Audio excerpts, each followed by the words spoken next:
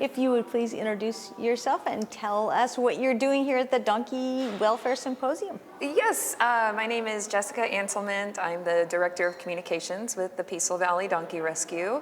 And so we're here obviously because donkeys, we rescue donkeys all across the country. And this is such a wonderful gathering of donkey advocates, information sharing, lively discussion that is all in the spirit of, improving the welfare of donkeys, and that's why we do what we do, our piece of it. Fantastic. Okay, so is this a nonprofit organization? It is, yes. We're a nonprofit organization, 100% funded by private donations, and we've been around nearly 20 years now. Okay, is this your real job or your volunteer job? This is my real job. So you actually are well funded as an organization. We are, yeah. That's wonderful. Yes, we've been around for a while, and we have wonderful, committed donors who make it possible for us to do what we do. And we have a staff, typically between about 15 and 20 people, to run all of our main location, our two big hubs, and our drivers, and because we are a nationwide operation. Well, I do taxes and accounting and bookkeeping for a living, and I know that sometimes makes a difference between success or not in a nonprofit, because you have people that don't have to juggle all those things at one time. Right. That's great. Yeah. Fantastic. Okay, so tell me about some of the locations how many again? Well, so we have nearly 50 locations total. Wow. Now, those are different kinds of locations. So we're headquartered in San Angelo, Texas, which is West Texas. That's our 172-acre ranch. We have, give or take, 750 to 1,000 donkeys there at a time. We have two large transportation hubs, one in scenic Arizona and the other near Lynchburg, Virginia. Transportation hubs for donkeys. I'm sorry, I got to stop you there. What does that mean? Well, what that means, so there are hubs in east and west. So we've broken down our locations to west, central, and east regions. So our headquarters in San Angelo are the transportation hub and headquarters for the central region. Then we've got the western transportation hub, and what that means is all of the rescues that are coming in from the western region and all of the donkeys that are being readied for adoption in the western region, they all come to that central location, and then they move out to our satellite adoption centers, which are, again, all across the country and broken down into different regions. So then we also have training centers, which those are people who volunteered their land, time, property, love, kindness, and expertise to just training donkeys that are getting ready for adoption. And then finally we have sanctuaries. And so these are people where, we have donkeys that we've brought in, maybe from the wild, or they've, lived in more wild conditions and they're not really ready to go into a training program to eventually be adopted. So they end up on one of our sanctuaries, and we've got many of those across Texas and Louisiana. So all things considered, about 50 locations. If it's a wild donkey, why does it need adopting? So as far as the wild donkeys go here in the U.S., the National Park Service has a zero wild burrow tolerance policy within the national parks. And a lot of it is because they are considered non-native species, but of course they were brought over here back in the Columbus days, so that is a little debatable, but we are where we are, and the law is how the law is, and unfortunately, unless there's congressional change, there's not much that we can do about that policy at this point. As a rescue organization, our primary goal and efforts are saving donkeys. So the wild donkeys that are in the national parks, and I'm talking mostly about, like Death Valley National Park, and you're talking millions and millions of acres. So, not like little Podunk National Park on a corner somewhere, but huge, vast, areas. We are going in and rescuing those donkeys before the national park does what's called direct reduction of those animals. So yeah, that's pretty clear as to what that it is. Yeah. And so now, again, that's only in the national parks, and we do have a contract with them to do this over the next several years. And we've already, from that project, we've brought in, a little over 200 now at this point, I believe. And it's not clear exactly how many are out there. And of course, donkeys don't read signs, so they come in and out of the parks. But when they're in the parks and we happen to be there, we rescue them. And there's a lot of controversy around that, for sure, you know, allowing them to remain wild. And honestly, as a rescue, we want to see donkeys be able to be wild, because I'll tell you, those donkeys that are coming in from the wild are so healthy. They have beautiful hooves, you know, beautiful body scores.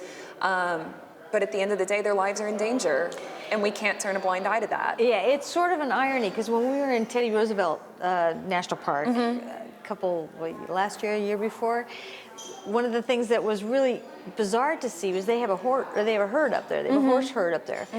And they have to constantly reduce it. And you think, okay, this means the animal's thriving in this space. Exactly. So I can see that out on the range, if a donkey is used to living on very little and it thrives, it multiplies. Well, yeah, and donkeys, they don't have any natural predation out in, you know, the western United States. And so they thrive, and so it does, you know, a lot of times the study, the Sanchez 74 study is often referred to with this, about the ecological impacts of overpopulations of donkeys and how it competes with, you know, bighorn sheep and other native species, and so that's where a lot of this information is coming from. But there's also been a lot that's changed since 1974, and so, you know, one of the things that as a rescue we're trying to do too is encourage, you know, the studying and the getting in there and understanding how things have changed over the past several decades. And so for now, it's about rescuing the donkeys and showing people why that needs to happen, and then we'll see. Well, okay, so you go in there and you get the donkey and you bring it to a transportation hub, you make sure it's healthy, and then what? So then that's where we have to kind of look at each donkey case by case. And anyone who's here at the Donkey Welfare Symposium will tell you every single donkey has their own personality. Yes, we've heard that. Yeah, so there's nothing we can do in just blankets, right? But we bring them in from the wild, and they go to our PVDR West facility. And the Jennies, many of them come in pregnant, of course, they all stay in PVDR West to be gentled and acclimated to people, to be vetted, of course, and hopefully eventually end up in our adoption program. All the jacks, they end up going to Texas to await castration, because 2 times a year we do big castrations at, you know, our main facility there. It's really a great program, though, because we do it twice a year, and we invite the 4th year A&M vet students out to assist in that, and so it's a great learning opportunity for them. Very, you know, hands-on. Wild burro castration hasn't been touched. I can see how that's a learning experience. Yeah, and so then once those donkeys, you know, once the jacks have been castrated, again, it's looking at each donkey, giving them the chance. You know, and none of this happens very quickly. You know, we give them the time. We, you know, get them in nice, safe areas, let them de-stress, let them calm down, let them start to get used to people. Start learning about them, understanding them, you know, obviously all the medical and stuff, but then we start sorting them out. So maybe we have some donkeys that are no interest in humans. Or maybe they've had a bad experience, because it's not just wild donkeys that we do. We get all kinds of, you know, owner surrender or abuse or neglect or abandonment cases, law enforcement cases that come in from all situations like that. And so sometimes we get donkeys that have come in that clearly they've been abused and they're not interested in having hands on them right now. So we give them that space, and that's where a lot of times they end up on one of our sanctuaries in a big herd of other donkeys where they can run wild, but still get the medical attention and the hoof maintenance, you know, vaccines and deworming that they need to be healthy.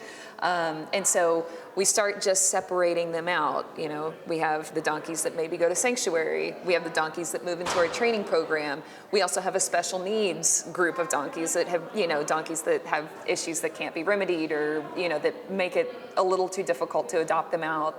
You know, they have a place as well. So it's just a matter of going through, and then we're constantly reevaluating as well, because maybe we've had a donkey come in that totally has nothing, you know, they want nothing to do with humans for a while, but then after they've been there a month or two, oh, look who's up at the fence now. Okay, so that does happen. It does, yes, it does. And so we're constantly reevaluating, you know, we're constantly going out to the sanctuaries, bringing them in, tending to their hooves, you know, checking them out. And if they're coming up and they're following the truck around, maybe it's time to bring them back and put them in our adoption program and take some of the newer ones we've had in and put them on sanctuary. So it's this constant reevaluation and shift based on what's best for each and every donkey. And it's quite a process, but of course well worth it and necessary. Yeah. Now we did talk to the gal that runs the rescue in Canada, largest one in Canada, quite a bit smaller than the United States one. But she said that, and I did not know this, that donkeys can be incredibly long-lived. I mean, Yes. We actually at our headquarters in San Angelo, we have a donkey who's 53 years old. That's what she said, in the 50s, and I thought, that's a commitment. I mean, that's longer than a car. That's longer than, well, most kids. Well, and donkey owners, when they're, in that part of their life, they have to consider, writing their donkeys into their wills and having a plan for that. And that's something that, as a rescue who adopts out, those are conversations, that we have, making sure that people have plans, because when we adopt donkeys out, we don't want them to just end up right back in the system, right back, or being neglected or sold onto an auction where they'll end up in the hide trade or something. We don't want that. And so that's why every donkey that we adopt out has gone through a training program, and they all have their own little report cards, and they have to score a B or higher in being friendly, willingly receiving a halter, standing tied, having all 4 of their feet picked up. Because as a rescue, the biggest thing we see is neglected hooves. That hands down and by far neglected hooves.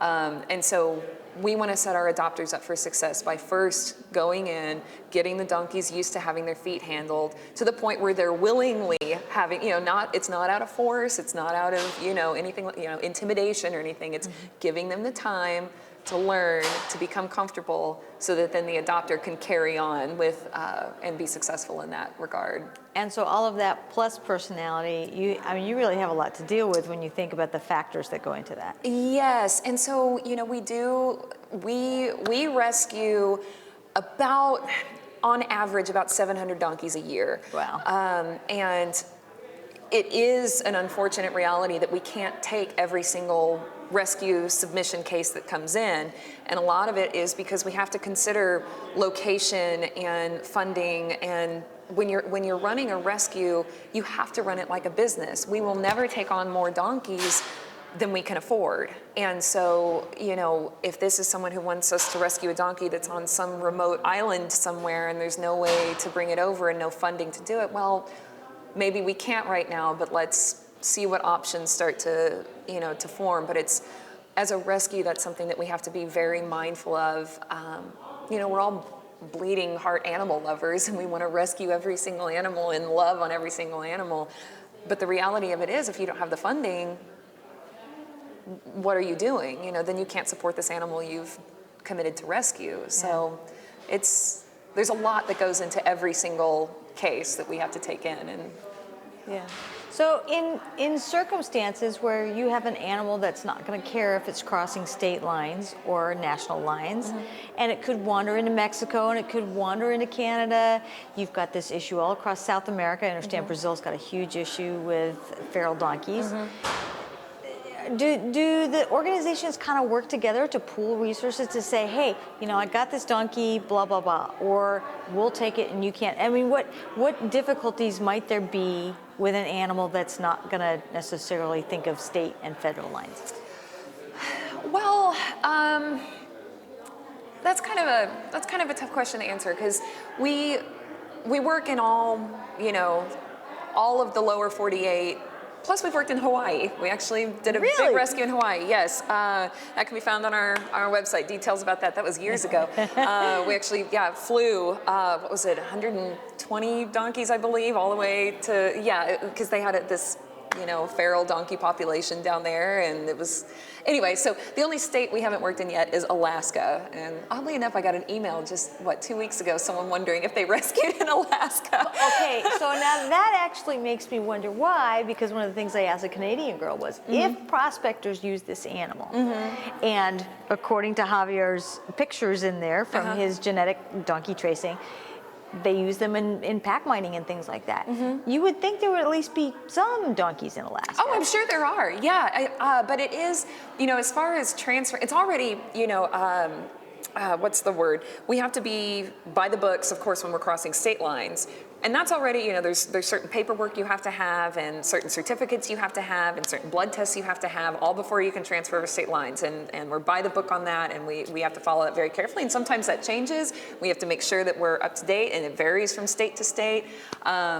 When you're talking about moving over international lines, it just becomes that much more complex to try and move animals across, you know, international lines. And so that is the primary reason I think we wouldn't be up in Alaska right now, is just trying to figure out the logistics of getting there. But, you know, there's a lot of people who wouldn't guess that a donkey rescue could grow into something as big as we have. So sky's the limit. Yeah. Who knows what the future holds? Well, it seems like there's an international need for this kind of thing. There is. I mean, it is a global crisis. And I'm not sure, you know, if anyone else has mentioned it. I'm sure they have about the donkey hide trade. Well, it's lightly been mentioned. If you could explain what's going on, that would be great. So it's been going on for years. Basically, and I'm going to explain this the best way I can. I will use the caveat, though, that there is just not a lot of very detailed information that's readily available. There's a lot of numbers. There's a lot of images, a lot of articles, but there's a lot, you know, in this digital age we live in. There's also a lot of misinformation, and so I'm going to do the best I can. But they're in China. They have the donkey hide trade, which they take donkey skins and boil them down to create, I am not going to pronounce it, but it's basically a cure-all / anti-aging / beauty project. It's EJIAO, and I'm not going to try and pronounce it. But they, you know, millions. Last year, 4 million donkeys slaughtered for their hides for this skin trade. Okay, but this is a scientific type thing where it's, or this is a it's traditional folk thing like shark skins? Correct. Yes. Okay. Yes. It's I forget the word for that, but no, it's not there's no proof that this is doing what it's supposed to do or what it's claimed to do. But yes, so 4 million donkeys last year, and that number is rising. And now there are countries that are becoming aware of the problem, because, you know, you have countries in Africa where, you know, there are villages that depend on their donkeys to, you know, for their water, for their food, and, you know, farmers were waking up finding that their donkeys had been stolen. And so it is one of those things that's growing so much that it feels like it's just a matter of time before it becomes really problematic here in the U.S. And so raising awareness about that, and especially on a global scale to maybe countries that are a little more vulnerable to it right now, is so important, because it's just not sustainable. I mean, 4 million donkeys just last year, and we know that that's grown. So those kind of numbers are not sustainable for the species, and it's really tragic. Yeah. So you try to find homes for them without going to that type of thing. You find happy homes. You find longevity. You find there can't be that many people out there that want to adopt a donkey, are there? We have a really successful adoption program, and again, it's one of those things that just boils down to awareness. You know, anyone with any kind of facilities or any kind of, you know, the right kind of land, the right kind of, you know, space that they need for a donkey, a lot of times, you know, donkeys? I didn't know they needed rescuing. How can I adopt one? Where is some information I can learn? You know, it's just one of those things that people don't realize. And when they do, and if they're able, they very often do. Donkey people are a little nutty and very passionate and super nice. All of them. I mean, so far we've found they're all in. There's none of this medium business. Yeah. It's really remarkable. And truly, I think that one of the biggest successes of our rescue, and why we are the size that we are and why we've been able to do what we do, is our adoption program. Because if we were taking in the numbers of donkeys that we take in and not adopting them out, then we'd be in a much different situation. But we have a really, really successful adoption program, and our satellite adoption program is really wonderful because it allows us to be a local donkey rescue anywhere. Yes. So we've got adoption centers as far as northern New York, down to Florida, up in Washington State, down to Southern California, and everywhere in between. And so we can really reach a lot of these, rural and equine friendly communities that maybe there's not another donkey rescue nearby, and so we're able to do that. How fantastic is that? Okay, so if we wanted to find you, if people wanted to find you either to give donations to the cause or to get a donkey, where would they go?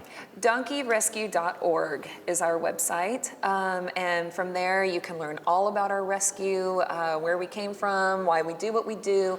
If you have donkeys that need rescuing, or want to get involved, or want to adopt, or want to sponsor a special needs donkey, or know someone who wants to volunteer to be one of our sanctuaries, everything is on our website there. We even recently launched a function on our website called Ask the Donkey Doctor.